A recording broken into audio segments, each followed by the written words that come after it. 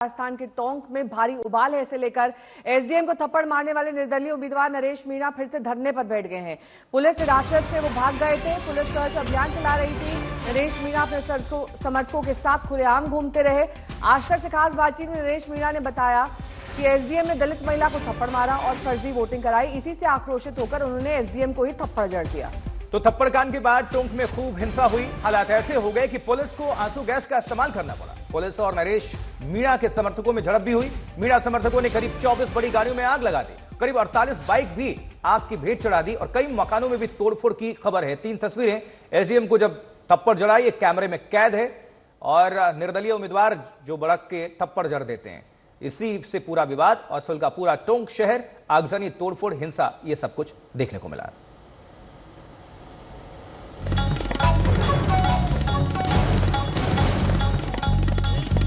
यहाँ पे गांव वालों ने बहिष्कार किया था कि हमें उनियारा उपखंड में थे, उनियारा उपखंड से हटा के हमें देवली छोड़ दिया, हमें वापस उनियारा उपखंड में छोड़ा जाए। तो जब बहिष्कार हुआ तो मैं मनाने यहाँ आया था कि वोटिंग करो, क्योंकि गांव मेरा समर्थित था। तो इन्होंने कहा कलेक्टर आएगी जब हम वोटिंग करेंगे। मैंने कलेक्टर को बुलाया, प्रशासन ने एक नहीं सुनी। डिप्टी एडिशनल एसपी आते 2-3 घंटे हमने वेट किया। उसके बाद जो एसडीएम था उसने एक आंगनबाड़ी महिला से, एक उसके पति अपंग था और एक टीचर था, उनसे गाली गलौज करते हुए जबरदस्ती उनका वोट डलवाया। वोट जब डलवाया उस समय मैं पूरा गांव उत्तेजित हुआ, मैं गुस्से में था। मैंने एसडीएम के थप्पड़ जड़ा, ये बात सही है। थप्पड़ जड़ने के बाद मामला शांत हुआ। इसलिए माना था उस एसडीएम ने, जो कन्हैयालाल चौधरी का एजेंट था, बीजेपी का एजेंट था, जो एसडीएम मालपुरा लगा हुआ कन्हैयालाल के एरिया में, उसको यहाँ आरोप बनाया था। वो यहाँ पूरे एरिया में मुझे हराने के लिए पूरा प्रयास कर रहा था। उसने यहाँ फर्जी वोटिंग चला के 3 वोट डला के उसका ये मन था कि बहिष्कार कैंसिल हो गया।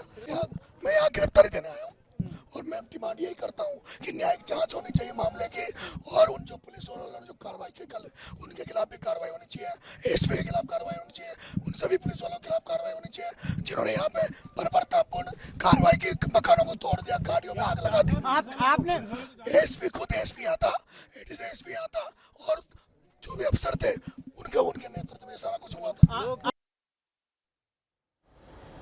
जी, कल की तस्वीर हम आपको दिखा रहे हैं। 3 लोगों से जबरन और फर्जी तरीके से वोटिंग कराने का आरोप है, जिसको लेकर नरेश मीणा भड़क गए और उन्होंने एसडीएम को थप्पड़ जड़ दिया।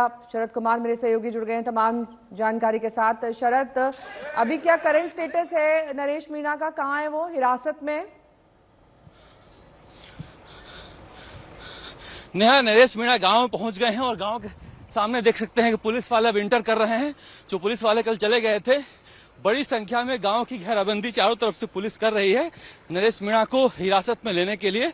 आप देख सकते हैं कि पुलिस की गाड़ियां जो हैं यहां पर पहुंच गई है और जो आईजी हैं ओम प्रकाश, वो भी मौके पर आ गए हैं और कहा जा रहा है कि और पुलिस बल जो है आसपास के इलाकों से मंगाया जा रहा है और इस तरह से इस पूरे गांव की एक तरह से कोशिश की जा रही है घेराबंदी करने की।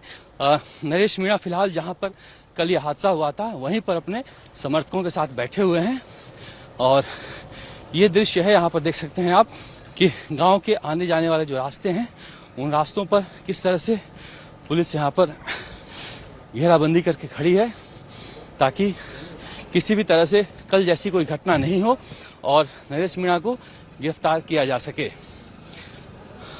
जो नरेश मीणा के खिलाफ मुकदमा दर्ज कर लिया गया है और उस मुकदमे के तहत उन्हें गिरफ्तार किया जाना है। पुलिस पर हमला करने और एसडीएम को थप्पड़ मारने को लेकर यहाँ पर जो गांव में आने वाले लोग हैं उन्हें भी रोका जा रहा है। शरद, उनके समर्थक ना जुट सके, कोई वहां पर बड़ा बवाल और आक्रोश ना हो, इसको लेकर क्या व्यवस्था की गई है? वही बता रहा हूं नेहा कि जो उनके समर्थक हैं उनमें से करीब 60 तो अरेस्ट कर लिए गए हैं और गांव में धीरे धीरे पुलिस एंटर कर रही है।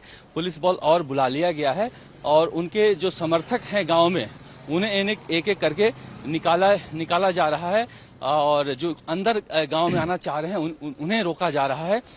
कोशिश कर रही है पुलिस की कल जो घटना हुई थी उसकी पुनरावृत्ति नहीं हो यहाँ पर। और इस तरह से देख सकती हैं आप कि किस तरह से यहाँ पर चारों तरफ पुलिस का, गांव की दूसरी तरफ भी पुलिस का पूरा घेरा है और ये कोशिश की जा रही है कि यहाँ से कोई अंदर नहीं आ सके।